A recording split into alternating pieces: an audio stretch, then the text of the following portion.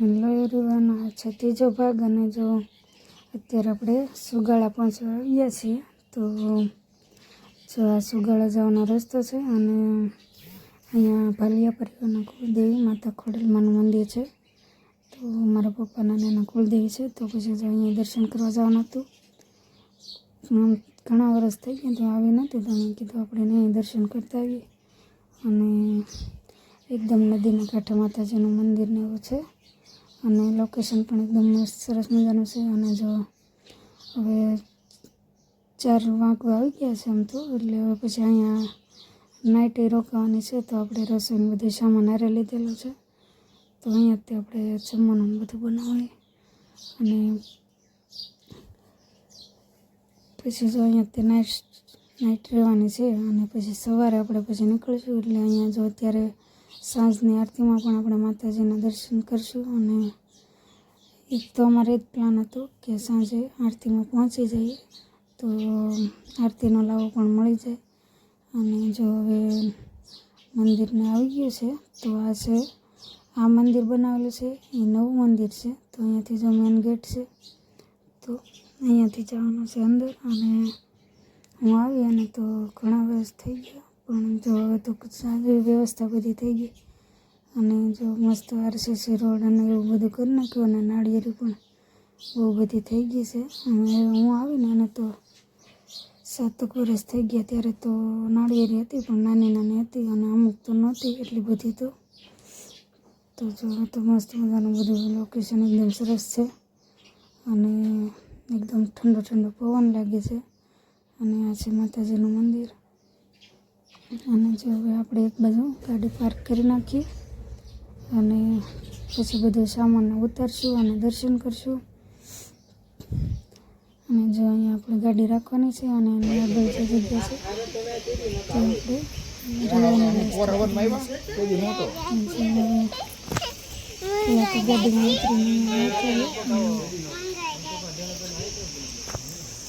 મંદિર છે. દર્શન અહીંયાથી પહેલાં કરી લઈ. અને જૂનું સ્થાનક છે એ એકદમ નદીના કાંઠે છે. પણ હવે પહેલાં રસોઈ બનાવીશું અને પછી જઈશું દર્શન કરવા. કેમ કે માતાજીની લાપસી બનાવવાની છે. લાપસી થઈ જાય પછી જઈએ. પહેલાં અહીંયા દર્શન કરી લઈએ. હવે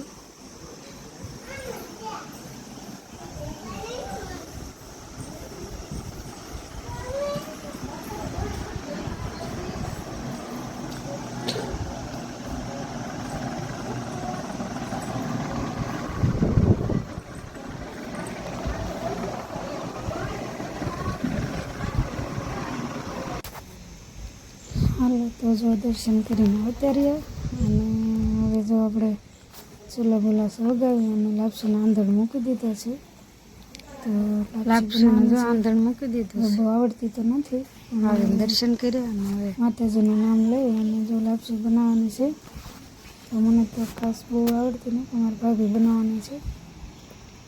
અને રાત્રે જમવામાં કરવાની છે રીંગણાની કટકી. તો જો આ બાજુ રીંગણા, મરચાં, ટમેટાં બધું સુધારવાનું શરૂ કરી દીધું છે.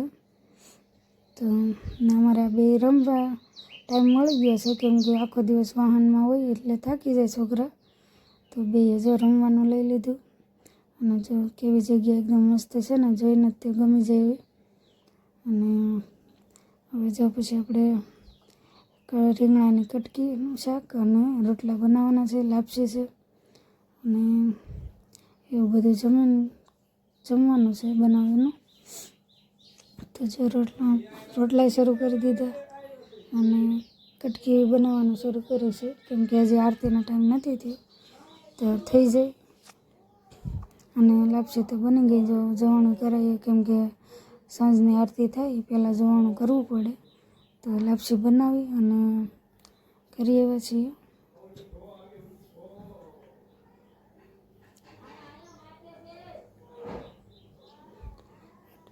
રીંગણાની કટકીનું શાક કઈ ખાધું એ ખાસ કરીને કોમેન્ટ કરજો, કેમ કે અમારે આ બાજુ બહુ વખણાય. અને જો બધું બની ગયું છે, તો હવે જવાનું છે માતાજીના દર્શન કરવા જૂના સ્થાનકે. તો થોડુંક અહીંથી છે 1 કિલોમીટર જેટલું થાય. તો પછી કે હાલીને નથી જવું કેમ કે આરતીનો ટાઈમ થઈ ગયો છે, તો પછી હાલીને જાય તો મોડું થઈ જાય.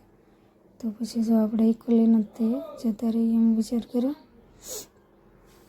અને જો આ નદી જ છે મંદિર સુધી આવી રીતે નદીના કિનારે જ જવાનું છે.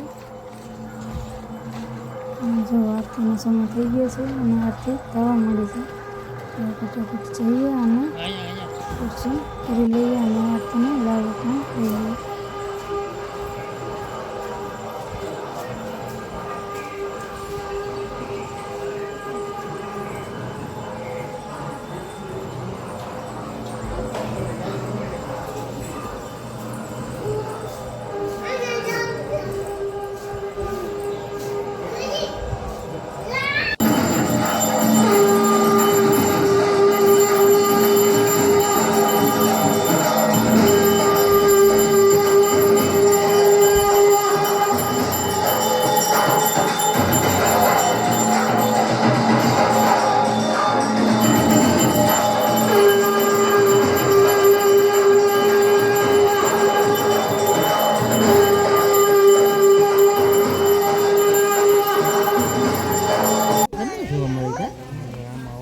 અને જો આરતી પૂરી થઈ ગઈ અને દર્શન કરી લીધા અને જો પૂના બાજુ આવ્યા છીએ.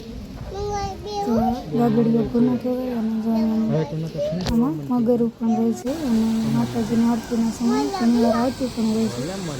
અને જો આમાં પાણી ખૂટતું નથી અને જોયું પણ છે કે ક્યારે આ પૂના ખાલી ન થાય. અને જો આ પૂરી મંદિર છે, જૂનું સ્થાનક છે, એ બધું આ પથ્થર ઉપર છે અને નીચે તો મને પછી હેઠે પાણી હોય તો આંખની બીક લાગે બહુ. જો આવી રીતે છે બધું પથ્થર ઉપર આખું મંદિર છે અને નીચે પાણી છે. તો દર્શન કરી અને હવે જવાનું છે. પેલું આપણે રોકાવાનું નક્કી કર્યું છે ત્યાં અને હવે ના જમી કરીને રાત રહેવાનું છે. અને આ વિડીયો તમને કેવો લાગે ખાસ કરીને કોમેન્ટ